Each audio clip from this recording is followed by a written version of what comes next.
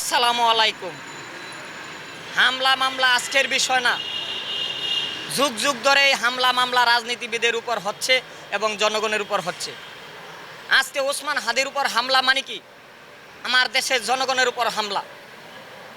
ওসমান হাদির উপর যারা হামলা করেছে কে বা কারা আমরা বলতে পারি না, কিন্তু এরকম হামলা যদি চলমান থাকে বাংলাদেশে নির্বাচন ব্যাহত হতে পারে। কারণ নির্বাচনে ভোটে কেউ যাবে না, জনগণ ভয়ে আতঙ্কে থাকবে, সুস্থ ভোট হবে না, আমরা কিভাবে নির্বাচন করব? সেই কারণে বাংলাদেশ সরকারকে বলি, আপনি একজন সফল সরকার, এই নির্বাচনের আগ মুহূর্তে সন্ত্রাসীদের অস্ত্র উদ্ধার করেন এবং সন্ত্রাসীদের অস্ত্র উদ্ধার করলেই সকল সন্ত্রাস আতঙ্কিত হবে, জনগণ তার সুফল পাবে।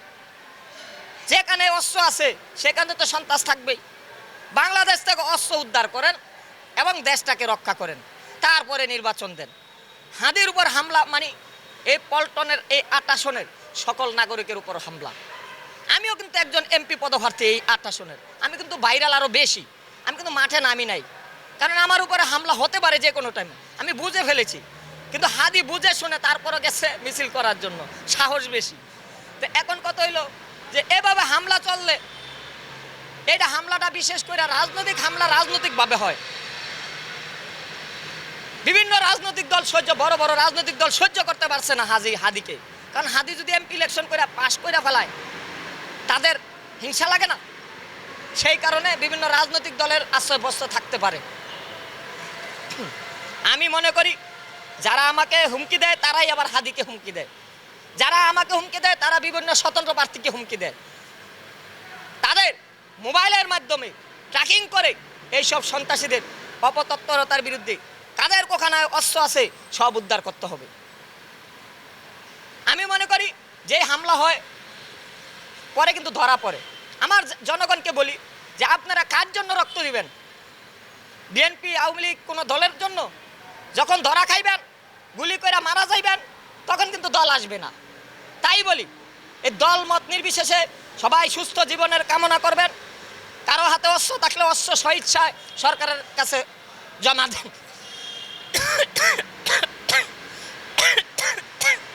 এখন নির্বাচনকালীন সময় এই অস্ত্র টস্ত্র খুন খারাপি বাড়ায়, তাড়াতাড়ি অস্ত্র উদ্ধার ছাড়া নির্বাচন ব্যাহত হবে। আর অনেকে বলে যে নির্বাচনকে ব্যাহত করার জন্য বলে এইসব হামলা, সম্পূর্ণ মিথ্যা কথা। নির্বাচনকে ব্যাহত করার জন্য হামলা না, এসব হামলা হয় যোগ্য প্রার্থীকে নির্বাচন থেকে দূরে সরিয়ে দেওয়ার জন্য। হাদি একজন যোগ্য প্রার্থী, আমিও একজন যোগ্য প্রার্থী, সেই জন্য আমাদের বিরুদ্ধে এত হামলা, এত অভিযোগ, এত শয়তানি। আমি মনে করি নির্বাচনকে ব্যাহত করার জন্য না, এই হামলা হয় রাজনৈতিক ক্ষমতা দখলের জন্য। কে কার আগে ক্ষমতা দখল করবে সেই কারণে নিরীহ এমপি প্রার্থীদের উপর হামলা করে। হাদির উপর হামলা এগুলি বিভিন্ন রাজনৈতিক দলের আশ্রয়বস্ত্রই হয়। ধন্যবাদ। আগামী নির্বাচনে আপনি কি অংশগ্রহণ? হ্যাঁ, আগামী নির্বাচনে তো আমি ঢাকা ৮-এর এমপি পদপ্রার্থী, আমার 5% ভোট পাওয়া লাগবে আমার দল নিবন্ধন করার জন্য। আপনি কয়টি আসনে প্রার্থী? আমি 5% ভোট চাইতে আমি একাই এখানে দাঁড়াবো পল্টনে, অন্য কোনো প্রার্থী নাই। আমার দলে যারা এমপি হইতে চাইছে তাদের সবাইকে বলছি স্বতন্ত্রভাবে যার যার এলাকায় দাঁড়াও, আমার দল থেকে না। সাপোর্ট দিব, কেউ যদি আসে দিব। আর আমার স্বতন্ত্র প্রার্থী তো আমার না, যে যেমন মন চায় দাঁড়াগা, তো আমার দলে আমি একাই। আমরা অনেক সময় দেখতে পাচ্ছি যে আপনার ব্যানারে অনেকেই, আর এগুলো অনেকে করে, আমি তো তাদের বলি নাই, তারা নিজে থেকে করলে আমি কি করব? আমি কি তার বাড়িতে গিয়ে দেখবো যে কোথায় ব্যানার আছে? সব কি দেখা সম্ভব আমার কাছে? তাহলে আপনার দল থেকে কোনো পার্টি না, আমি একাই।